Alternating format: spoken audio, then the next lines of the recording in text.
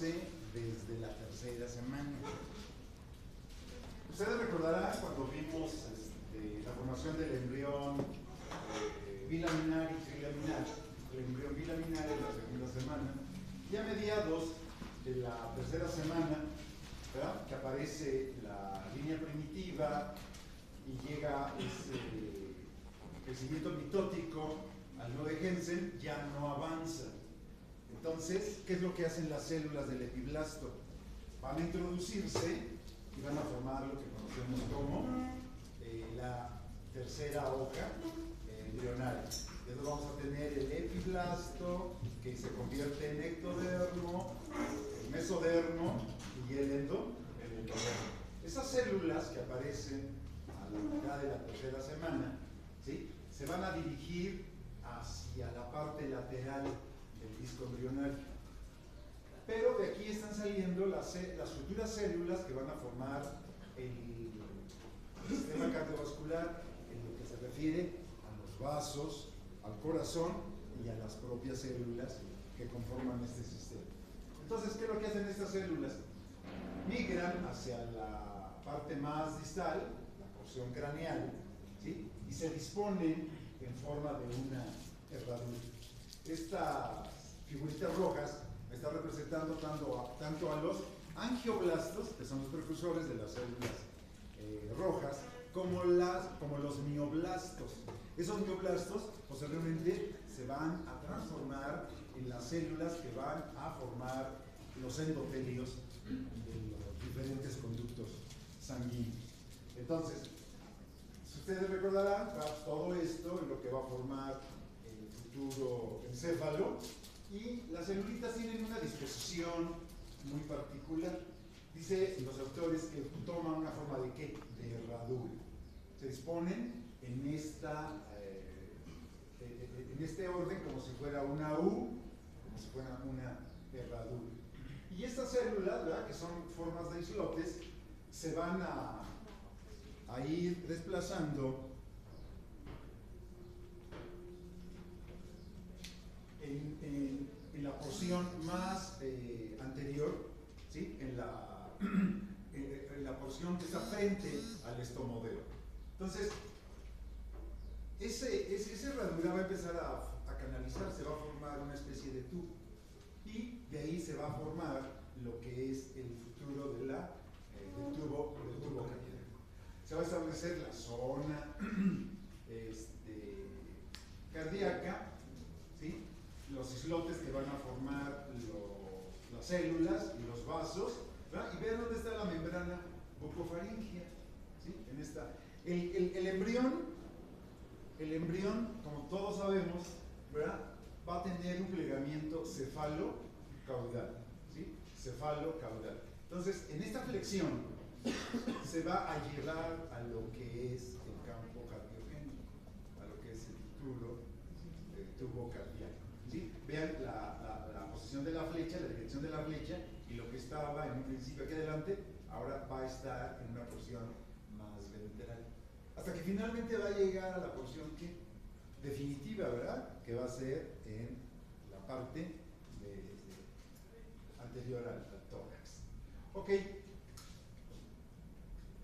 en esta imagen, en C, vean ustedes cómo ya la flexión se hizo mucho más grande, que ya está el desarrollo del sistema nervioso central a nivel del encéfalo, ¿sí?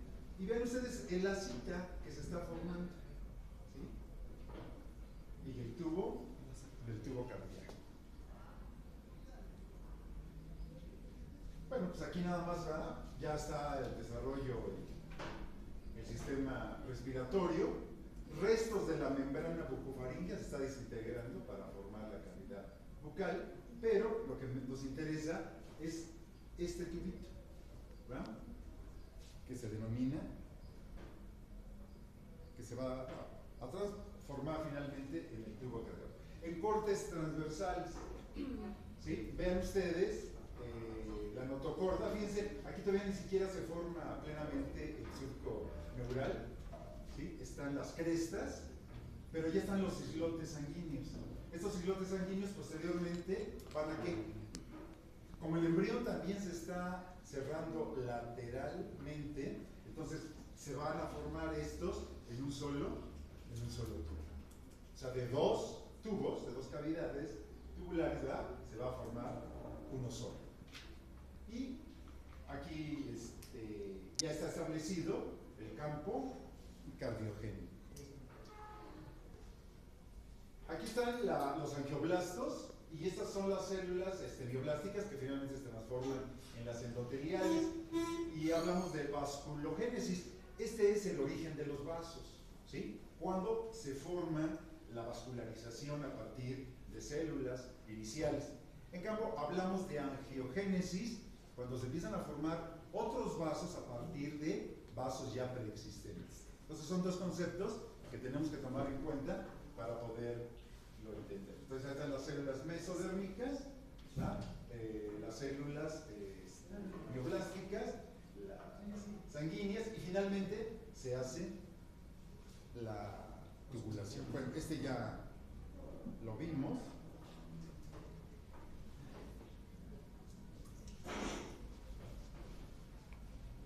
La membrana bucofaringea, el tubo cardíaco, y es en la quinta semana cuando esa fusión de los dos tubos laterales, ¿sí?, nos va a dar lo que conocemos como tubo cardíaco. Fíjense, en este esquema todavía está, los pliegues neurales no se han cerrado. ¿En qué día se cierran los craneales?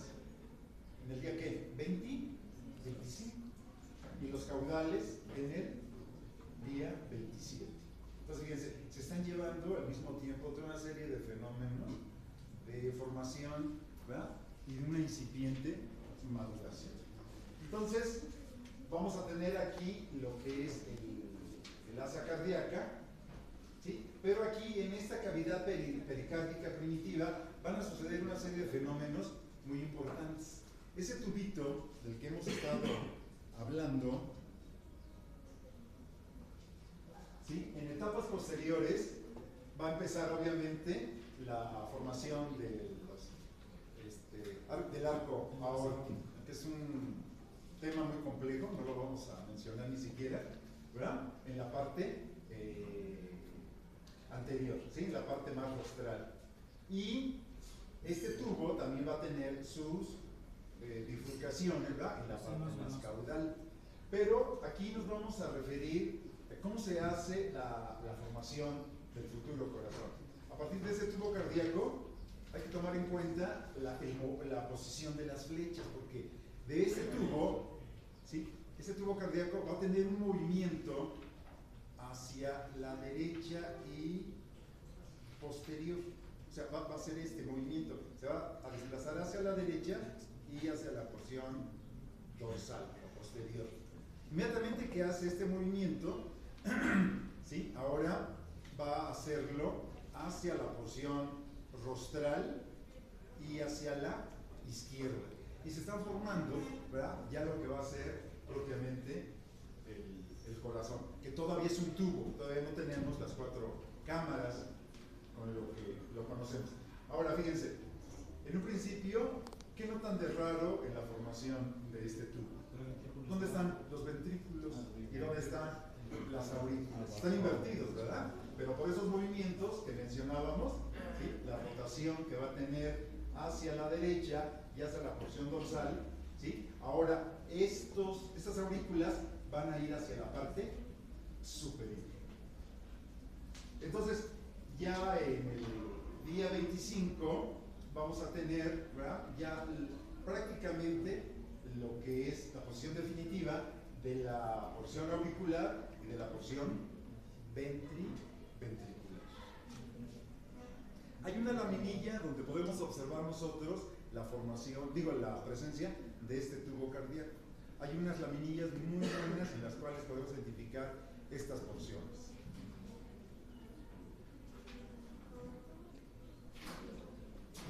El corazón sigue su desarrollo, obviamente, ¿verdad?, pero todavía no están presentes las cuatro cámaras, ¿verdad? Es un tubo continuo y tiene una circulación también, obviamente, continua. Se está desarrollando los arcos aórticos, ¿verdad?, y el seno venoso.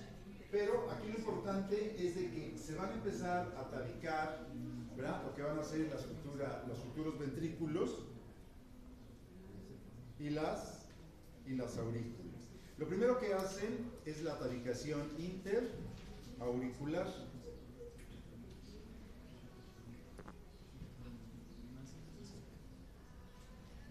Esta tabicación se hace por medio de la formación de las almohadillas endocárdicas, ¿sí? Pueden ser, ¿verdad?, crecimientos internos que se van a fusionar en un momento, o uno solo puede tener crecimiento y llegar al extremo contrario para finalmente relacionarse.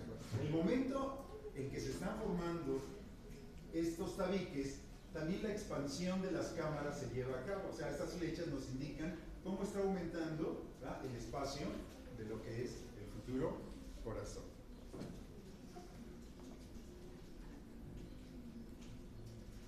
Otra forma de tabicamientos, ¿sí?, es por medio de estos crecimientos, ¿sí? Aquí está el conducto, aquí empieza el crecimiento de las almohadillas. Vean ustedes cómo se pueden fusionar la superior y la inferior hasta que finalmente se cierran y me quedan los dos conductos.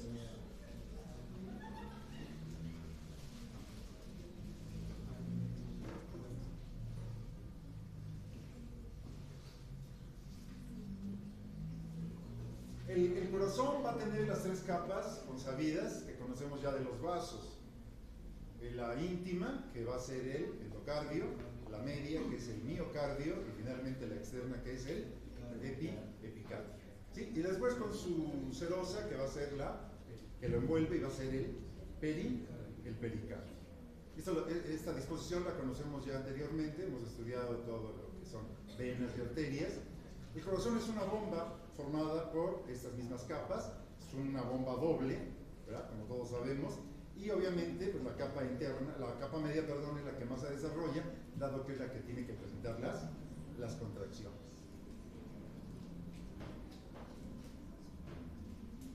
Bien, el tabicamiento de las aurículas se lleva por un crecimiento de la parte superior, ¿sí? Es un crecimiento falciforme y se llama septum primum, ¿sí? Y este va a tener también un crecimiento en la parte inferior, pero nunca se cierra, siempre va a quedar un espacio, ¿sí?, que se llama agujero oval. Posteriormente aparece el septum secundum, que va a obliterar, va a cerrar este espacio, ¿verdad?, y lo vamos a conocer como septum secundum, y va a ocupar lo que es el foramen secundum. Porque el foramen primum, ¿verdad?, este va a desaparecer por apoptosis, por muerte celular programada. Y entonces, en el momento del nacimiento, la presión del ventrículo izquierdo va a hacer que se cierre, ¿verdad?, que se apliquen estos dos crecimientos, y entonces ya van a quedar los dos ventrículos, perdón, las dos aurículas perfectamente separadas. El crecimiento de las paredes aurículo-ventriculares se lleva también de la misma manera, ¿sí?, por tabicación de las almohadillas endocárdicas, y finalmente la pared, ¿verdad?, interventricular. Aquí lleva el mismo sistema, nada más que aquí es un macizo muscular, es lo que va a fusionarse, ¿verdad?, con la parte superior y la parte inferior, y de esta forma va a quedar tabicado en las cuatro cámaras, como conocemos al corazón. Bueno, el tema obviamente desde el aspecto profundo pues es sumamente complejo, es muy amplio, pero lo que nos corresponde aquí en el laboratorio es ver algunas partes del corazón, el endocardio, el miocardio, el pericardio, y algunos vasos que van a estar por allí presentes. Entonces, dependiendo del corte que nos proporcionen según las laminillas, ¿verdad?, hay que recordar si el corte es longitudinal, si el corte es transversal o si el corte es coronal. Hay que ver primero la laminilla para saber, ¿verdad?, qué es lo que estamos